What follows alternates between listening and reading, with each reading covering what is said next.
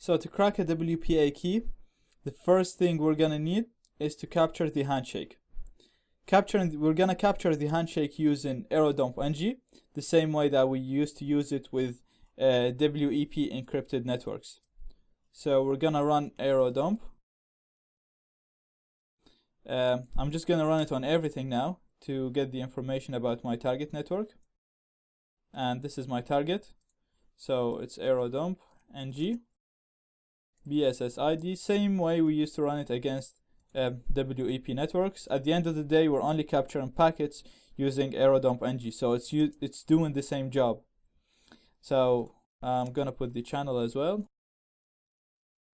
and then I'm gonna write to a file, and then I'm gonna call the file test handshake, and then I'm gonna put the wireless card with monitor mode. So it's the same command we used to use when we were capturing packets for WEP networks.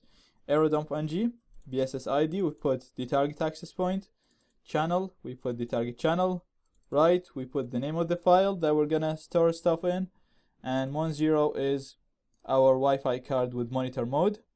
Gonna hit enter, and here we go. So we have our network now. This is a WPA encrypted network, and we have here a client connected to this network.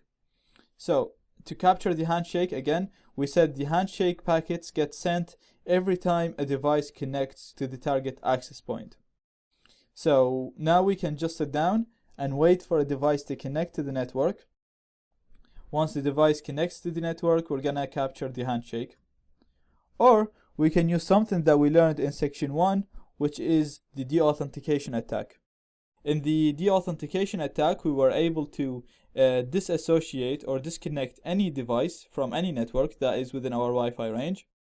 If we do that for a very short period of time, we can disassociate this device from the network for 1 second, and then the device is going to try to connect back to the network automatically, so that even the person who is using the target device is not going to notice that, but his device will actually get disconnected and reconnected so quick that he won't notice it, but we will be able to capture the handshake packets. So again, we said the handshake gets sent every time a device connects to the target network. So what we're going to do is we're going to do a deauthentication attack the same way we did it in section 1.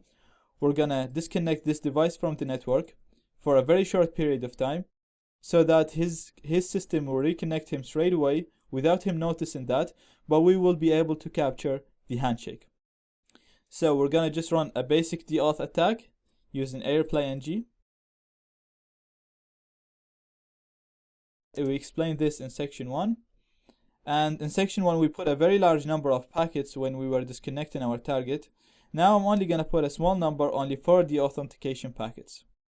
Then we're gonna put the MAC address of the target access point, and then I'm gonna put C to specify the client MAC address, the MAC address of the client that we want to disconnect, and then I'm gonna put my Wi-Fi card name, which is mon0. So AirPlay-ng deauth, the name of the attack, for the authentication packets to this access point and disconnect this device from it.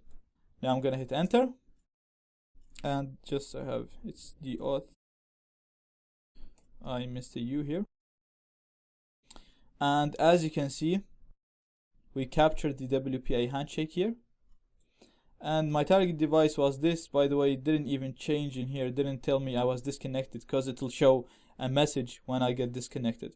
So I didn't get any messages to be disconnected because I was disconnected for a very short period of time.